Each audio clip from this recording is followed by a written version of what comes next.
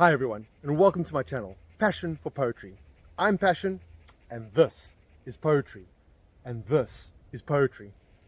And on this channel, I want to share with you some of the most beautiful poems of our age. And I hope to do it in a way that really resonates with you. Maybe it can be just in the moment, and in the moment as you watch this. Or if we're lucky, some of these words can hum in your mind for days to come. I'm not going to be reading anything complicated or that you need a PhD or be a rocket scientist to understand. I like poems that are straightforward, yet astonishing, descriptive, musical, rhythmical, and just really grab you by the seat of your pants and take you on a ride. I like poems for what they are, and most importantly, for what they might teach me. And so with that in mind, let's jump into the poem for today, which is called Soil by the talented author Irene Mathieu. I'm going to put this down and we're going to jump right into it. Soil. The way you say soil sounds like soul, as in after we walked through the woods, my feet were covered in soul. When it rains, the soul turns to mud. The soul is made of decomposed plant and animal matter. Ethology is the study of the soul's influence on living things, while podology is the study of how soul is formed, its particular granularity. You are rooted in a certain red patch of soul that bled you and your 100 cousins to life.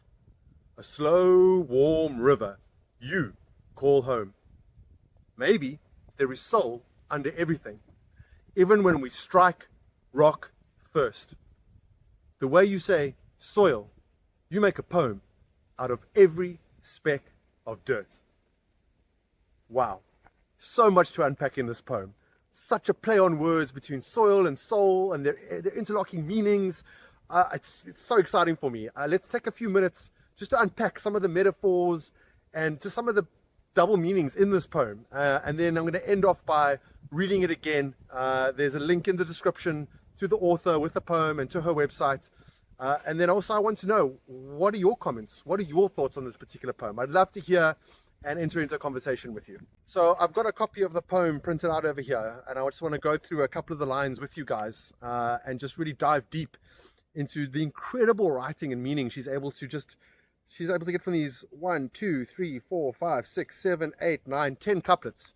And for those of you who don't know, couplets is when it's in phrases of 2.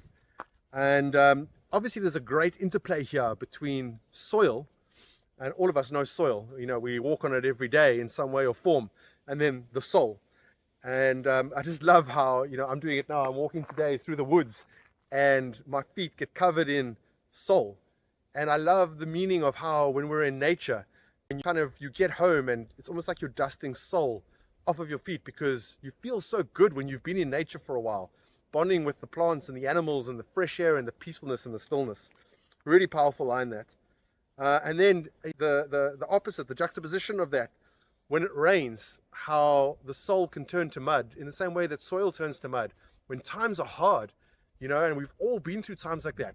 It's raining and it doesn't feel like it's going to stop. It's sometimes a drizzle on the party, and the soul just kind of turns to mud until the sun comes up and hopefully dries it all up. The soul is made of decomposed plant and animal matter. I mean, in a way, our hearts are made of plant and animal matter, us being the animal and the vegetable at the same time. And you know, as much as we are alive, we are slowly decomposing at the same time. And I love the way she's brought that in. It's so clever. And then I've learned 2 things out of this poem, which I didn't know, which is ethology and podology, which she mentions. And ethology in real life is the study of the soil's influence on living things. And of course, we as souls have such a big influence, not only on this planet, with the way we eat, the way we recycle, the way we think about our carbon footprint, but also on, I've got my dog here, Max, he'll hopefully come into shot just now, you know, my influence on him and my family and my friends and the people I interact with. Podology is the study of how soul is formed, its particular granularity, because every soul is different, isn't it? Every soul is its own unique thing. You're unique, I'm unique. And so is soil around the world. You are rooted in a certain red patch of soul.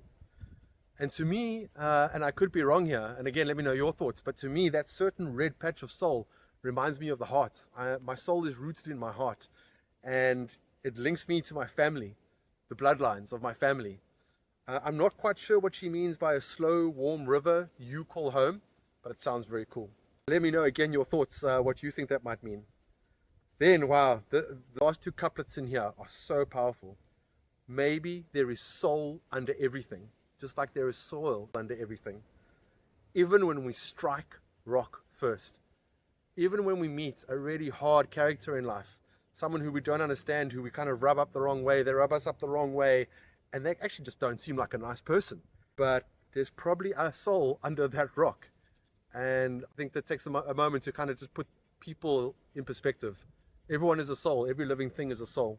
And then this last couplet, the way you say soil, bringing it back now to the soil. The way you say soil, you make a poem out of every speck of dirt. And to me, that's again saying every human being has a soul. Every speck of dirt has a soul. And every human being, you included, you're a poem. You're a beautiful poem with a soul inside. And the way she's brought that in to end it off, it brings in the entire world, all the humans, all the places where there's soil and forest. We're all a beautiful poem, even if we're a speck of dirt. So again, let me know your guys' thoughts. I just love the interplay and meaning. And you know, if you haven't looked at poetry in this way before, I'm hoping to really kind of share how these relate to your life in the most simplistic but beautiful ways. And if you like this content, I've got quite an audacious dream. I want to reach 5 million subscribers with you and with everyone that you know. So if you enjoyed this, please like and subscribe. It really helps me, and it ensures that these poems and contents get delivered to your heart-shaped box on a regular basis. Thank you very much, and yeah, let's settle in for another reading. I'm going to put this down and we're going to do it again. I've put the paper down and I'm going to do a reading again. Soil. The way you say soil sounds like soul, as in after we walked through the woods, my feet were covered in soul. When it rains, the soul turns to mud. The soul is made of decomposed plant and animal matter. Edaphology is the study of the soul's influence on living things, while podology is the study of how soul is formed, its particular granularity.